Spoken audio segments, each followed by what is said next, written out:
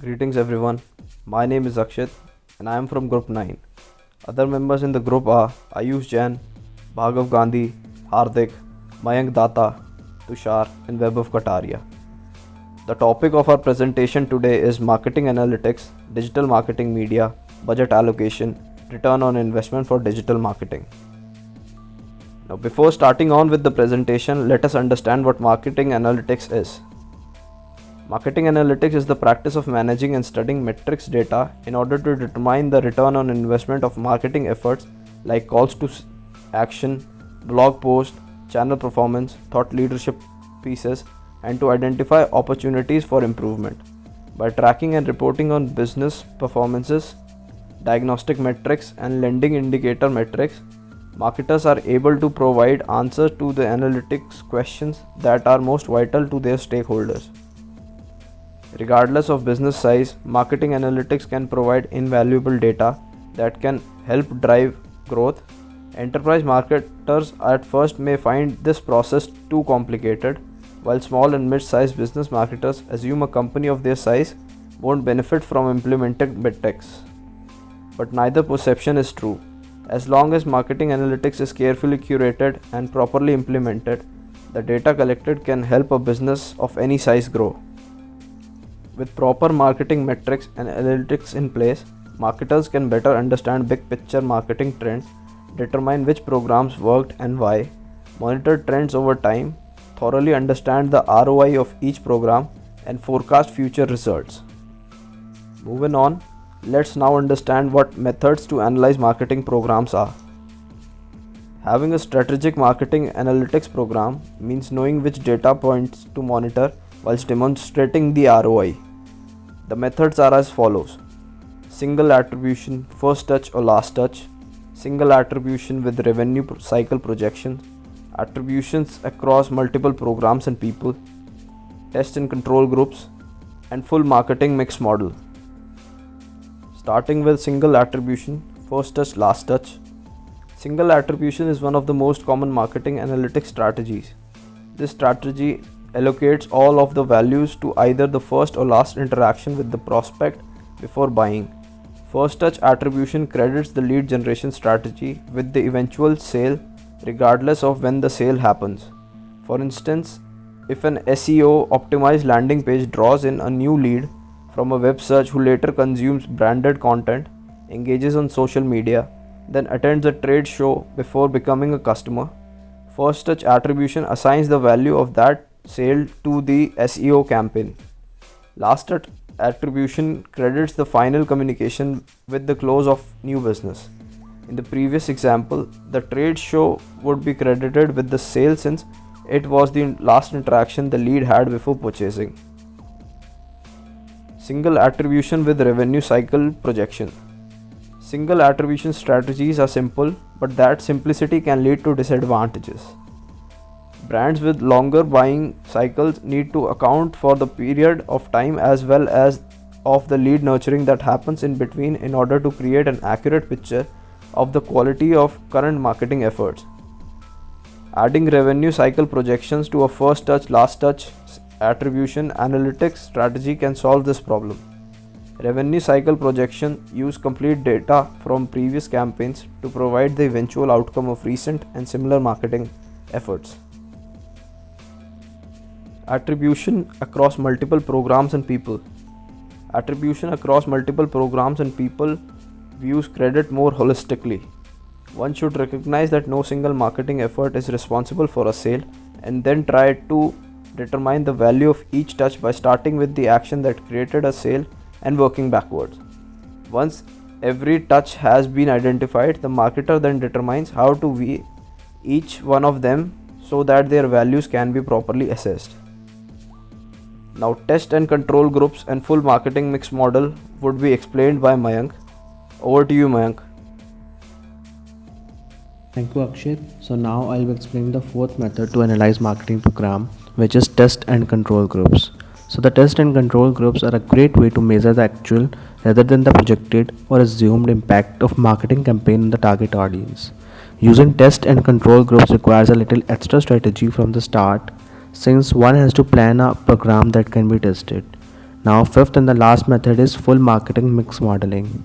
So, the marketing mix modeling demonstrates how each unique marketing touch as well as non marketing variables impact sales volumes. Statistical techniques create complex equations that can take into account an infinite number of factors, including advertising, distribution, economic condition, pricing, and product. To be effective, this model requires a lot of data. So much as the most marketers that find that the MMM consumes too much time and energy. This explains why only 3% of B2B marketers use it. Now, moving on to the components of marketing analytics. So, basically, there are five components of the marketing analytics. So, the first one is centralized marketing database. The analytics require access to highly detailed marketing data, so marketers need to begin tracking this information preferably in one place. The required information will include historical data around when marketing programs ran, what their attributes were, who they touched, how much they cost, and so on. The second component is time series analytics. So, unless an operational system stores historical data, a marketer cannot measure or understand marketing trends. Many marketing and sales solutions are operational and do not store historical information, requiring marketers who want to analyze their metrics for prior time periods to manually take data snapshots from their Excel spreadsheets. However, time series analytics give marketer a full picture of their performance trends over time because the engine can analyze beyond point in time insight. The third component is advanced attribution capacity. With marketing data in one place, marketers can understand what moves the needle and maximize return on marketing investment, but only if they have technology that facilitates attribution reporting. Many solutions only offer basic attribution capacity, most commonly first or last touch attribution or multi-touch attribution linked by the type of channel or time horizon. The fourth component is powerful and easy insights. Very few of the marketers who want and need to consume analytics data are business analysts. For such an audience, user-friendly dashboards are required. So marketers can explore data trends and gain insight into their programs without wasting time acquiring the expertise needed to maneuver the technology, build custom reports, and so forth. Just make sure your marketing automation solution offers tools that are both powerful and easy to use. Fifth and the last component of marketing analytics is ad hoc reporting and dashboards. On the one hand, marketing analytics expert will need the ability to delve deeply into data and customize their ad hoc reports. In this case, table-like reports and charts are the most effective and allow analysts to follow the scent of particular insights as far as they need to go. Now, Tushar will explain further. Over to you, Tushar. Thank you, Mayank. Now coming to budget allocation. With your digital marketing objectives, there are many different types of costs, and you need to be able to distinguish among all of those different varieties so that you can allocate your budget and decide what kind of resources you need to spend money on. Take a look at the variety of cost types listed below. Media spend. Third party costs such as AdWords or display advertising comes under media spend. Next one is digital media, the text, visuals and graphics that will make up the content for your website and social media channels. You will have to decide whether your budget allows you to use your own time and skills or whether you will have to outsource the content creation. If you plan on creating the content yourself, you will have to count your time as a cost. The next one is people cost. This includes the amount you will have to spend on internal or external staff. The last one is systems. For example, the cost of upgrading to a professional version of a hosting service such as LinkedIn, SlideShare, or the cost of hosting a site in a foreign market. All of these comes under systems. The beautiful thing about digital marketing is that in the online world, testing is an option. Before investing a huge chunk of your budget towards something like PPC advertising, run a little test to learn how much the channel may cost for the duration of a complete campaign. Use this test as the barometer and then set your budget based on these tests. If you continue with that channel, you can calculate how much of your budget will you need to set aside for it. Now coming to the various methods of budget allocation. The first one is affordable method. It's the simplest method of budgeting in which you just estimate how much you can afford to spend on digital media. It's a rough estimate that is largely subjective, So the method cannot be called scientific. However, it's a good method for startups that are sticking their toe into digital media for the first time. The next one is percentage of sales method. A percentage of last year's sales or next year's projected sale is allocated for digital media. Conventional wisdom hints at 10% of sales as your total marketing budget. Input your annual sales and you get a number for your annual digital marketing budget. Competitive parity method. As the name gives away, in this method you estimate what your competitors are investing in digital marketing and then you try to match those numbers. The last one is objective and task method. You determine your objectives through in-depth market research and decide how much you need to spend in order to achieve those objectives. This is the most logical method of budgeting. However, small business and startups might not possess the resources to conduct the kind of research required for this method to be effective. So this is all from budgeting allocation. Now I would request Hardik to continue the topic. Over to you, Hardik. So thank you, Tushar. Now I'll be talking about digital marketing ROI or return on investment. So digital marketing ROI is the measure of profit or loss that you generate on your digital marketing campaigns based on the amount of money you have invested. In other words, this measurement tells you whether you are getting your money's worth from your marketing campaigns. If you have a positive return on investment, it means that your campaigns are bringing in more money than you are spending on them. Demonstrating digital marketing ROI is important because without measuring this, you are essentially marketing blind. What I mean by this is that if you do not measure the success of your campaigns over time, then you won't know what's working and what isn't working. And if you don't measure the ROI for campaigns, then you won't know for sure if you're wasting your money or spending your digital marketing budget wisely. Measuring digital marketing ROI is also important from an improvement standpoint. Once you can identify which areas are not performing as well as you have hoped, you can work on analyzing these aspects of your campaigns and taking an actionable step towards improvement. Knowing the ROI of different aspects of your campaigns help you better understand where you should be allocating your marketing budget for the best results. There is no exact method that will capture your digital marketing ROI perfectly. It's just difficult to quantify some of the activities you engage in. But you can still have an approximate value of your digital marketing ROI. So these are some of the metrics which can be used for measuring the digital marketing ROI. So determining your digital marketing ROI isn't as easy as just looking at how much money different campaigns brings in and then comparing it to the cost. Not all campaigns have an end goal of conversion. Some campaigns are also meant to build awareness, while others try to get customers into the marketing funnel. Ultimately, how to measure digital marketing ROI will depend on what your unique goals are. So these are some of the common digital marketing metrics that you can use to measure ROI. So first one is cost per acquisition. Your cost per acquisition tells you how much it costs on average to acquire a new customer. To calculate cost per acquisition, you have to divide your total marketing cost by number of sales generated. Cost per acquisition, knowing how much it costs to acquire a new sale, helps you better understand your return on investment. If you're spending more to acquire a customer than they actually bring into your company, you have a negative ROI. This suggests that you need to revisit your marketing campaigns and find ways to lower cost per acquisition. Now Ayush will explain further. Thank you. Thank you, Hardik. So now I will explain what is conversion rate.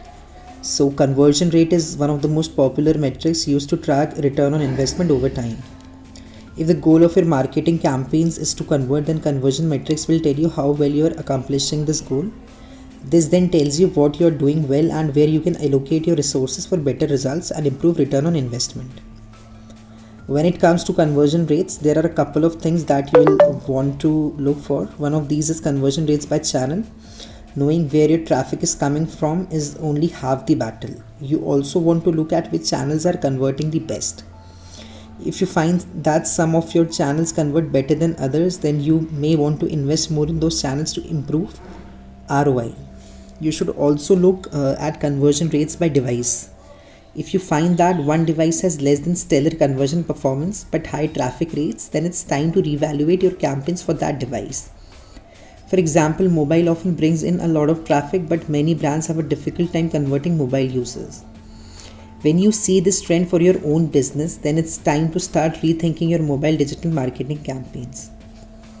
Now, if the goal of your digital marketing campaign is to collect new leads for your sales team to close, then you need to measure how much you are paying for each new lead. This will help you determine what your return on investment is for that particular campaign. To calculate the cost per lead, divide total ad or campaign spent by the total number of leads attributed to that campaign.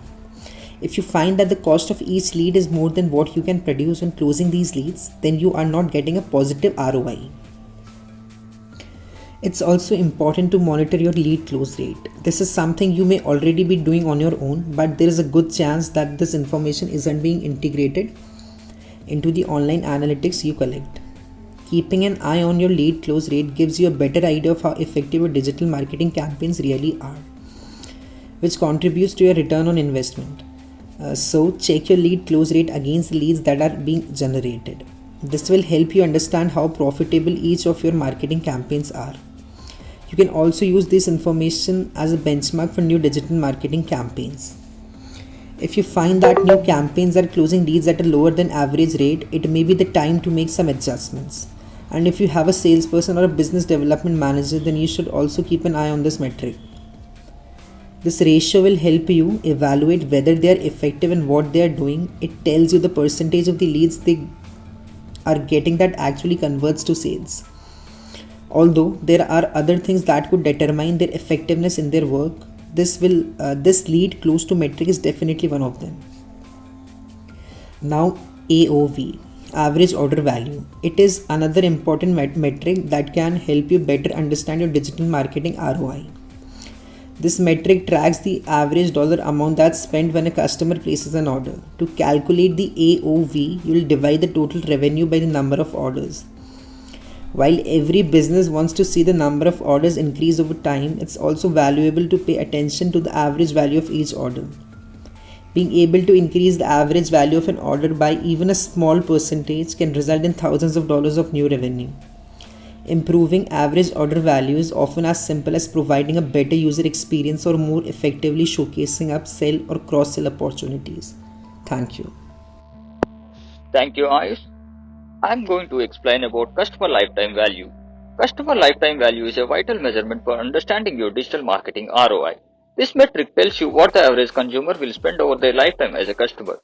Initial customer acquisition costs are important. Using this metric as well will allow you to get a better understanding of a customer's overall value. Let's say that it costs you $100 to acquire a customer, and that customer makes an initial purchase of $100. At first glance, this doesn't provide you with a positive ROI. However, if this same customer spends $100 every month for the foreseeable future, then the initial $100 investment was well worth it.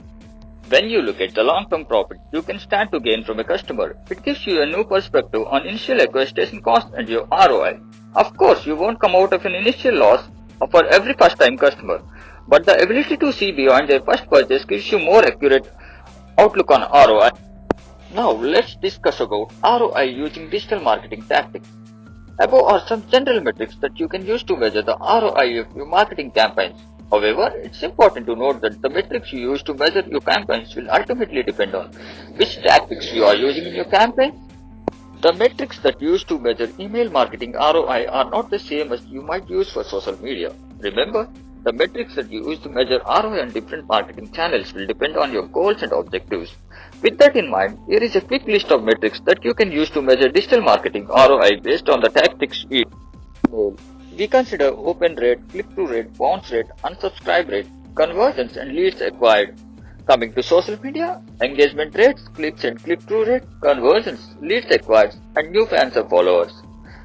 In landing pages, we consider traffic, unique visitors, returning visitors, total page views, time spent on page, action taken and conversions. Coming to blogs, we see traffic, clicks, time spent on page, unique visitors, returning visitors, actions are taken and conversions. The next part of the presentation will be taken by Vaibhav. Over to you, Vaibhav. So next we have is the Google Analytics interface. So the Google Analytics works by recording a website's data and then presenting it in in-depth table, charts and graphs. Nowadays, most of the companies, I would say approx 90% of the companies are using Google Analytics interface only for their digital marketing department, just because the easy access and their user-friendly functionalities. The reports menu on the left hand side of the page lets you access deeper reporting for specific areas such as real-time, audience, acquisition, behavior, conversions. In real time, we can see how your audience is interacting with your website in real time, find out where they are coming from and what content they are viewing, and much more. In the audience tab, you can learn about your audience, look at their demographics and psychographics of your visitors, and learn how they are engaging with your content, and much more. In the acquisition tab, you can find out where your traffic is coming from and how people are reaching your website and how each traffic source is behaving on your website. In the behavior tab, we can learn how people are moving around your website. Also, we can view data on various factors such as bounce rate, page views, time spent on website, and much more.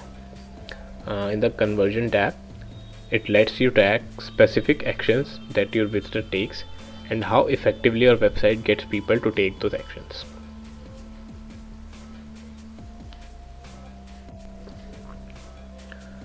Google Analytics homepage reports.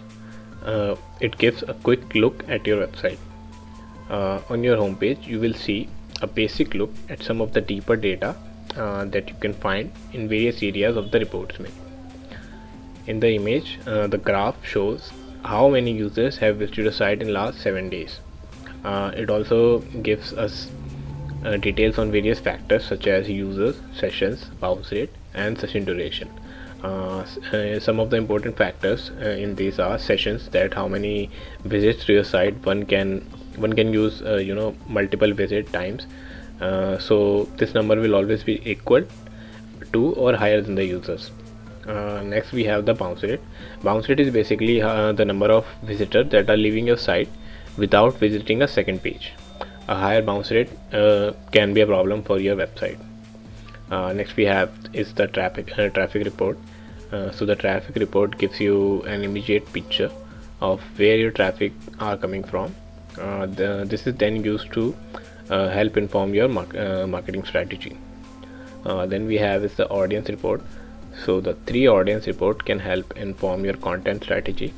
Knowing where your majority of audience lives, it will help you to localize and personalize your blog articles and even your content according to their taste, their ethnicity, and their demography. And the data when your audience visit your site will help you to plan most of the new content in future also. Next, learning where your website traffic is coming from is also crucial, because it will help you grow your website in future. For example, if you only focusing on only social media, then you should look for a good amount of traffic from social. But if your organic traffic is low, then you need to spend more time improving your website's SEO, that is search engine optimization, and researching more keywords for your content. Next we have is bounce rate. So as we have talked earlier also, a high bounce rate is a problem for your website. So to eliminate these problems, you need to look at the pages that are causing people to leave immediately from your website. You can either modify them and if necessary you can eliminate them. Next is learning about the technology that used by your audience to access your content is also vital.